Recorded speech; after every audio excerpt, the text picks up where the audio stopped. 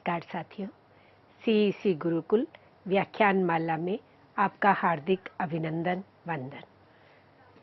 आप जानते ही हैं कि हम विश्व प्रसिद्ध कवि गोस्वामी तुलसीदास द्वारा रचित उत्कृष्टतम महाकाव्यात्मक रचना रामचरितमानस पर चर्चा कर रहे हैं।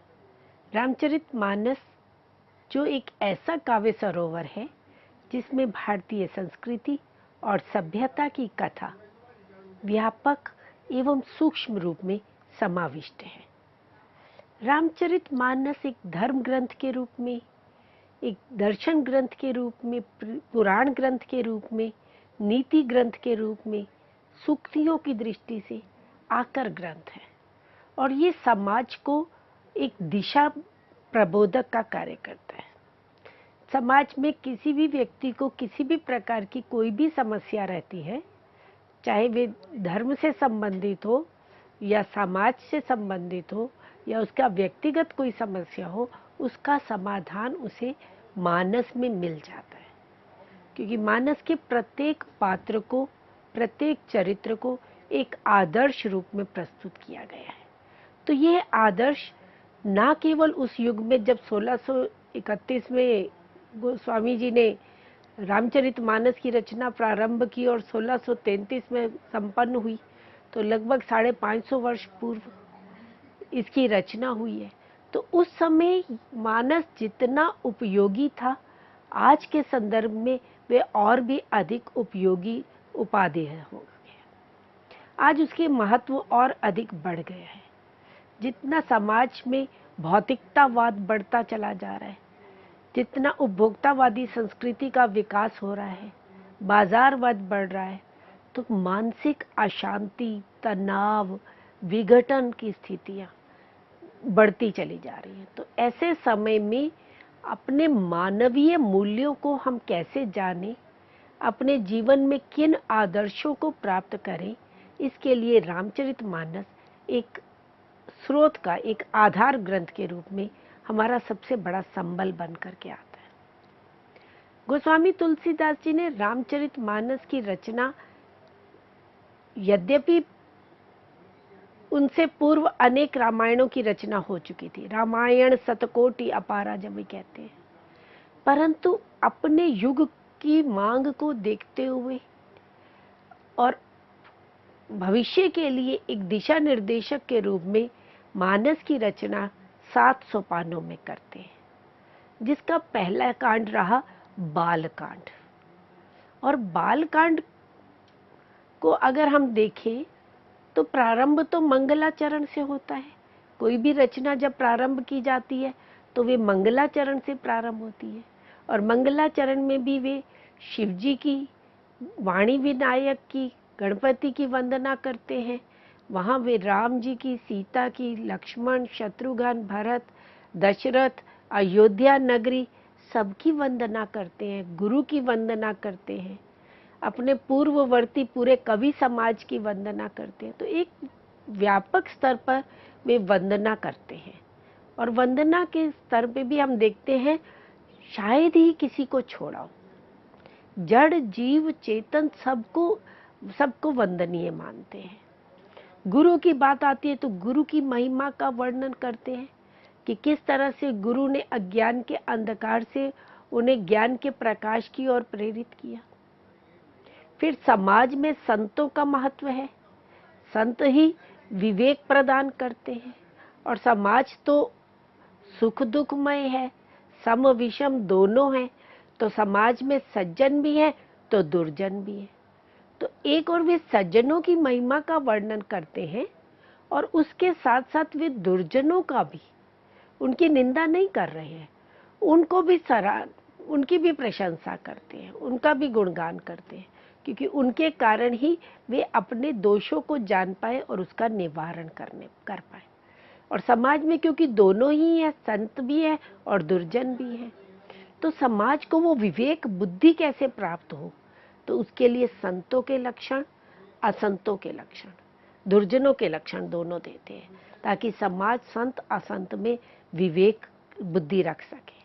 तो किसकी संगति श्रेयस्कर है और किसकी संगति हानिकर है, इसकी बुद्धि समाज में आ सके। इसके पश्चात गोस्वामी तुलसीदास जी रामचरितमानस के बालकांड में कृतज्ञता ज्ञापित करते हैं, अपने आप को तुच्छ, अपने आप को हीन बताते हैं। कवित विवेक एक नहीं मोरे, अपने आप को अज्ञानी कहते हैं। ये बताने के लिए कि वे अज्ञ है, वे अज्ञानी नहीं है, वास्तव में अभिमान रहित है।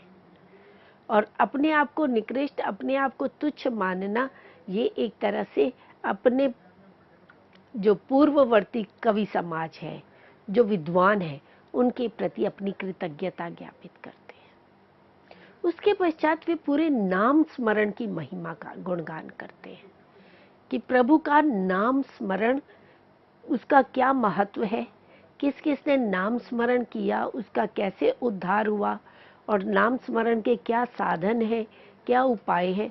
तो इस विषय पर वो विस्तार में चर्चा करते हैं।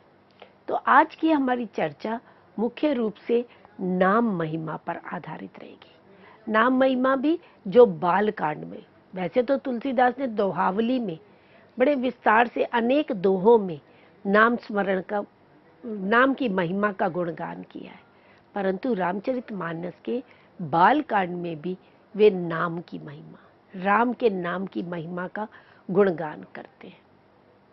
बालकांड को हम देखते हैं, उसमें मुख्य रूप से तो एक आधिकारिक मुख्य कथा है, राम के जन्म की कथा। राम के जन्म से लेकर उनके विवाह तक और विवाह के पश्चात अयोध्या लौटकर आने तक की कथा है। ये मुख्य कथा है, पर इस मुख्य कथा के साथ अनेक अंतर कथाएं भी जोड़ी हुई हैं, प्रासंगिक कथाएं भी जोड़ी हुई हैं, जो इस मुख्य कथा के लिए एक पृष्ठभूमि का कार्य करती हैं, मुख्य कथा को आगे बढ़ाने में सहायक हुई हैं, उसके महत्व को द्विगुणित कर देती हैं। जैसे शिव पार्वती के विवाह की कथा, या मनु शतरूपा की कथा, नारद मुनि के शाप की कथा, तो अनेक अंतर कथाएं बालकांड में प्रारंभ में दी हुई है। शिव और सती की कथा, सती किस तरह से अपने पिता के द्वारा अपमानित होती है और किस तरह से वे आत्मदाह कर लेती है। पर प्रत्येक कथा के पीछे गोस्वामी जी एक संदेश देते हैं, समाज को एक उद्देश्य प्रदान करते हैं, समाज को एक उपदेश देते हैं, और वह मूल्य प्रदान करते हैं जो समाज के लिए दिशा निर्देशक होते हैं। तो भाव की दृष्टि से देखा जाए, कल्पना की दृष्टि से देखा जाए, एक पूरे संस्कृति के विशाल पटल पर देखा जाए, तो बालकांड का अपना महत्व है। इसमें भाव, कल्पना, संस्कृति और कलात्मकता, काव्यात्मकता का अद्भुत सामंजस्य देखने को मिलता है। कथानक की अभी मैंने बात की कि आधिकारिक कथा, मुख्य कथा तो राम की है ही, उसके साथ अनेक अंतर कथाएं दी हुई हैं, जो परंपरा से पुराणों आदि में पूर्व वर्णित है, परंतु राम कथा के लिए एक पृष्ठभूमि का कार्य भी करती हैं और उसे प्रामाणिकता भी प्रदान करती हैं। चरित्र सृष्टि के दृष्टि से देखें तो पूरे बालकांड में शिव के चरित्र को, सती के चरित्र को, नारद के चरित्र को, मनु का, शतरूपा का, अहिल्या का चरित्र, तो विभिन्न चरित्रों की एक साक्षात सृष्टि की है। और उद्देश्य की दृष्टि से देखें, संवाद की दृष्टि से देखें, तो शिव पार्वती के संवाद के रूप में, याज्ञवल्क्य के भारद्वाज मुनि के संवाद के रूप में, काकभुशुंडी और गरुड़ के संवाद के रूप में पूरी राम कथा का विस्तार प्राप्त होता है। और ये संवाद रोचकता भी लिए हुए हैं और कथा को आगे बढ़ाने में भी समर्थ हुए। तो भाव की दृष्टि से, भाषा की दृष्टि से अनुपम रचना है। अवधी भाषा, जो उस समय एक लोक के स्तर पर बोली जाने वाली भाषा थी, उसको साहित्यिक भाषा के रूप में प्रतिष्ठित करने का कार्य तो गोस्वामी तुलसीदास करते हैं। तो बालकांड का महत्व कथानक की दृष्टि से, चरित्र सृष्टि से की दृष्टि से देखें, उद्देश्य की दृष्टि से देखें, संवाद की दृष्टि से देखें, भाव के संदर्भ में या भाषा के संदर्भ में अनुपम दृश्य। तो अब हम बात करेंगे कि संसार में प्रारंभ से लेकर और वर्तमान तक आत्म स्वरूप को जानने के लिए, आत्म तत्व को जानने के लिए अनेक प्रयत्न किए जाते रहे, अनेक साधन अपनाए जाते रहे। भगवत प्राप्ति के हमारी भारतीय संस्कृति में हम देखें तो अनेक साधन रहे। किसी ने ज्ञान के द्वारा आत्म तत्व को जानने का प्रयास किया, ज्ञान मतलब शास्त्रों का ज्ञान प्राप्त करके, शास्त्रों के गहराई से अध्ययन करके, दर्शन को जानते हुए, विभिन्न श्रुतियों का पारायण करके, ज्ञान प्राप्त करके, वेदांत आदि का ज्ञान प्राप्त करके भगवान को प्राप्त करने का प्रयास किया। और किसी ने ध्यान के माध्यम से ईश्वर में ध्यान केंद्रित करके आत्म स्वरूप को जानने का प्रयास किया। किसी ने योग का मार्ग अपनाया, किसी ने यज्ञ याग आदि विविध अनुष्ठानों के माध्यम से, व्रत तप तीर्थ उपवास आदि के माध्यम से आत्म स्वरूप को या भगवत स्वरूप को जानने का प्रयास किया। तो किसी ने उपासना और भक्ति के माध्यम से। तो मुख्य रूप से हम देखते हैं कि हमारे यहाँ जो परंपरा से भगवत प्राप्ति के साधन रहे वो मुख्य रूप से 4 मार्ग रहे: ज्ञान मार्ग, योग मार्ग, कर्म मार्ग और भक्ति मार्ग। ज्ञान मार्ग ज्ञानियों के लिए, विद्वान के लिए, जिन्होंने शास्त्रों का अध्ययन किया है, जो शिक्षित है, उनके लिए सुलभ था। और योग मार्ग महर्षि पतंजलि ने जिसकी स्थापना की, यम नियम आसन प्राणायाम धारणा ध्यान समाधि करके जिन्होंने अष्टांग योग का वर्णन किया, उसी में ध्यान भी आ जाता है। तो योग के माध्यम से आत्म स्वरूप को जानने का प्रयास किया। और कर्म मार्ग में विभिन्न कर्म कांडों का पालन करते हुए, यज्ञ आदि करते हुए, विविध विधि विधान से अनुष्ठान करते हुए भगवत प्राप्ति का प्रयास किया। और उसके साथ ही भक्ति का मार्ग जो सर्व सुलभ हो गया, वे ऐसा मार्ग जिसके लिए शास्त्रों का अध्ययन होना अनिवार्य नहीं रहा, जिसके लिए किसी भी प्रकार के कर्म कांड का पालन, विधि विधान का पालन करना अनिवार्य नहीं रहा, किसी योग के नियमों का पालन करना अनिवार्य नहीं रहा। एक सहज रूप में ईश्वर के प्रति शरणागति का भाव, ये भक्ति भाव कहलाया। और ये भक्ति का प्रचार यद्यपि प्रारंभ में श्रुतियों में भी गुणगान किया गया, भागवत पुराण में, विष्णु पुराण में, शिव पुराण में भक्ति का वर्णन मिलता है। उसके पश्चात दक्षिण में हम देखते हैं आलवाड़ संतों ने भक्ति मार्ग को अपनाया। और यही भक्ति का मार्ग, उपासना का मार्ग जो है वे अधिक प्रचलित हुआ। और इसी भक्ति में ही प्रभु के नाम स्मरण को महत्व दिया गया कि प्रभु के नाम का स्मरण किया जाए तो भगवत प्राप्ति संभव है, आत्म साक्षात्कार, आत्म तत्व को जानना संभव है। अगर हम मध्यकाल की बात करते हैं, मध्यकाल में तो नाम को बहुत महत्व दिया, राम से बड़ा राम का नाम तक कह दिया गया कि नाम को नामी से भी बड़ा श्रेष्ठ कहा गया। पर हम पहले इसकी परंपरा देखें कि ये नाम स्मरण, जिसे जप भी कहा जाता है, इसकी परंपरा कब से प्रारंभ हुई।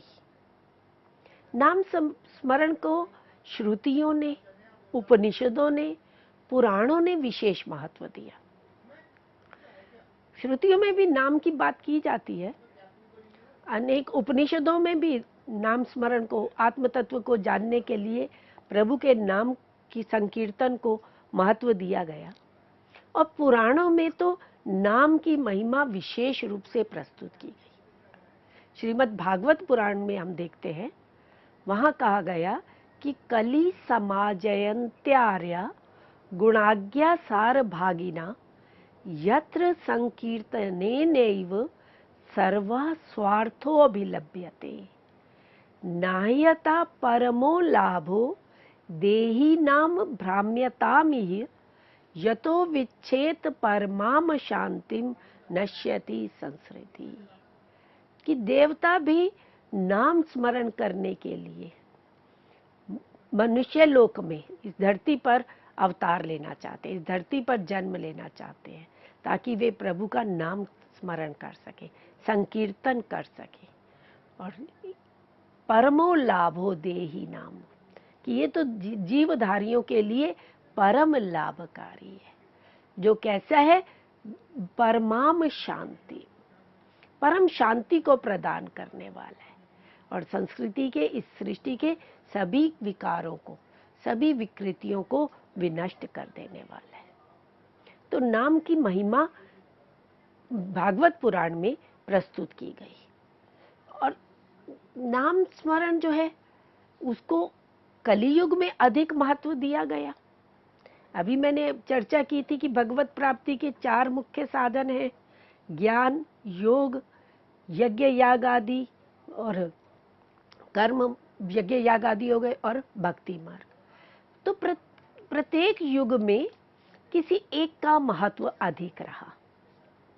तो संत रविदास, जो निर्गुण भक्ति काव्यधारा के प्रमुख संतों में जिनकी गिनती की जाती है, जिन्होंने कहा कि सतयुग सत तेता जुगी द्वापरी पूजा 4 तीनों जुग तीनों दिड़े कलि केवल नाम आधार। हमारी संस्कृति में 4 युग की संकल्पना है।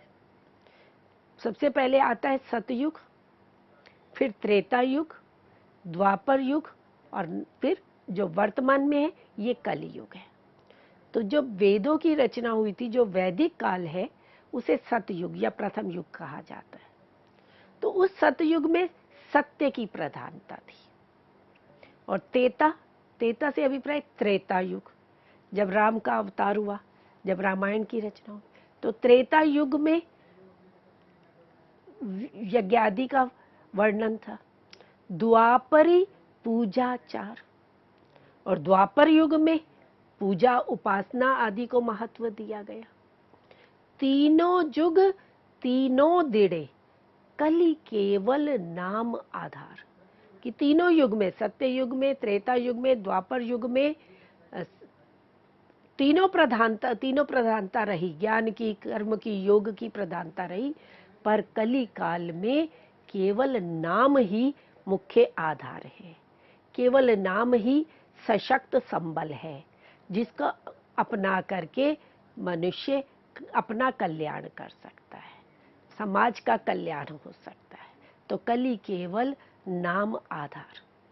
इसी तरह से संत कबीरदास ने भी यही कहा कि कलियुग केवल नाम आधारा, सुमिर सुमिर नर उतरई पारा, कि केवल नाम ही कलियुग में आधार है, जिसका स्मरण करते करते मनुष्य का इस भव सागर से उद्धार हो जाता है। गोस्वामी तुलसीदास भी यही बात कहते हैं कि चहु जुग चहु श्रुति नाम प्रभाव कलि विशेष नहीं आन उपाओ। कि मैं ये बात नहीं कह रहा हूं, ये बात श्रुतियों में, वेदों में कही गई है कि चारों युगों में, चारों वेदों में नाम के प्रभाव को स्वीकार किया गया है। और विशेष रूप से कली काल में नहीं आन उपाय, आन दूसरा कोई अन्य उपाय नहीं है। कि कली युग में योग, यज्ञ, तप, ध्यान, साधना आदि उतने सफल नहीं रहेंगे जितना नाम स्मरण। तो इसीलिए कलियुग में उद्धार करने के लिए केवल नाम स्मरण ही एकमात्र उपाय रह गया।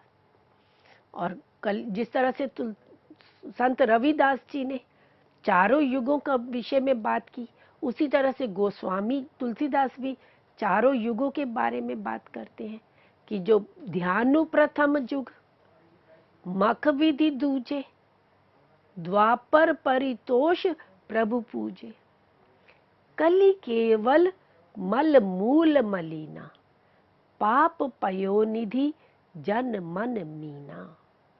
प्रथम युग से अभिप्राय सत्य युग। तो सत्य युग में ध्यान को महत्व था, वहां ध्यान की प्रधानता थी। मख विधि दूजे, मख यज्ञ याग आदि करना, विधि विधान पूर्वक यज्ञ संपन्न करना, ये दूसरे युग में। दूसरा युग त्रेता युग। तो त्रेता युग में मख विधि, यज्ञ याग आदि करके भगवत प्राप्ति की जा सकती थी। द्वापर परितोष प्रभु पूजे, और द्वापर युग में प्रभु की पूजा करके, प्रभु की उपासना करके, प्रभु को प्रसन्न करके प्रभु की प्राप्ति संभव थी। पर कलियुग में, कलियुग कैसा है पहले उसके बारे में बात करते हैं कि कली केवल मल मूल मलीना। कली तो पाप का मूल है, विकारों का मूल है। कलियुग में तो सारी विकृतियां हैं। तो ऐसे पाप पयोनिधि, पाप रूपी समुद्र से जन भक्त जो है उनका उद्धार कैसे हो सकता है? जब वे अपने मन को नाम स्मरण से जोड़ देंगे। मन रूपी मीन, मछली को जब वे नाम स्मरण से, प्रभु के नाम से जोड़ देंगे तो इस संसार के पाप रूपी समुद्र से उनका उद्धार संभव हो सकता है, उनका पार हो सकता है। इसी तरह से महाभारत में भी, वन पर्व में भी और अनुशासन पर्व में भी, दोनों जगह एक प्रसंग आता है। युधिष्ठिर जो पांडवों में सबसे बड़े थे और धर्मराज के नाम से जाने जाते हैं, स्वयं धर्मज्ञ थे, परंतु फिर भी वे भीष्म पितामह के समक्ष अपनी जिज्ञासा लेकर के जाते हैं कि धर्म कहा, कि धर्म क्या है, वास्तविक धर्म क्या है, मनुष्य को किस धर्म का पालन करना चाहिए, उसके लिए क्या कर्तव्य होना चाहिए। तो वहां महाभारत में भीष्म पितामह सहस्र नाम की चर्चा करते हैं कि सहस्र नाम को धारण करने से, उसको अध्ययन करने से, उसका पारायण करने से मनुष्य का कल्याण संभव है। अब ये सहस्र नाम विष्णु सहस्र नाम के लिए कहा गया। भगवान के सहस्रों नाम है, हजारों नाम है, और ये सब नाम वास्तव में अलग अलग नौकाएं हैं। इनको नौकाओं के रूप में देखा जा सकता है। भव सागर को पार करने के लिए नौका की आवश्यकता है, और ये नाम एक नौका की तरह है जो इस भव सागर को पार ले जा सकते हैं, पार करा सकते हैं। तो इन सहस्रों नामों में से किसी भी नाम को, कोई भी नाम भक्त के द्वारा, व्यक्ति के द्वारा धारण किया जाए श्रद्धा के साथ, भक्ति के साथ, विश्वास के साथ, तो वे नाम ही उसे इस संसार सागर से पार उतार देने वाला है। तो इस तरह से हमारा जो पूरा साहित्य है, चाहे हम वेदों को देखें, उनमें भी नाम की महिमा है, और पौराणिक ग्रंथ, पूरे पुराण, उसमें तो पुराण का जो वांग्मय, विपुल वांग्मय है, उसमें तो नाम की अगाध महिमा का वर्णन मिलता है। और तत्पश्चात जो हमारी ऋषि मुनियों की, संतों की एक विशाल परंपरा रही, चाहे वे सगुण उपासक रहे अथवा निर्गुण उपासक रहे, सभी ने नाम की महिमा का गुणगान किया है, नाम को महत्व दिया है, नाम को ही सार तत्व के रूप में स्वीकार किया है। चाहे वो दक्षिण भारत के आलवाड़ संत रहे या महाराष्ट्र के वारकरी विठल संप्रदाय के संत रहे, या उत्तर मध्य काल में तुलसीदास, कबीर आदि संत और भक्त हुए, सभी ने, चाहे दादू दयाल की परंपरा हम देखते हैं, गुजरात देखिए, राजस्थान देखिए, पूरे भारत में संतों, ऋषियों, मुनियों ने नाम को महत्व दिया है, नाम जप को महत्व दिया है। भगवत गीता में भी श्री कृष्ण जब अर्जुन को उपदेश देते हैं तो वहां अनेक यज्ञों की बात करते हैं, अनेक यज्ञों की विधि विधान की बात करते हैं, उनके महत्व को बताते हैं।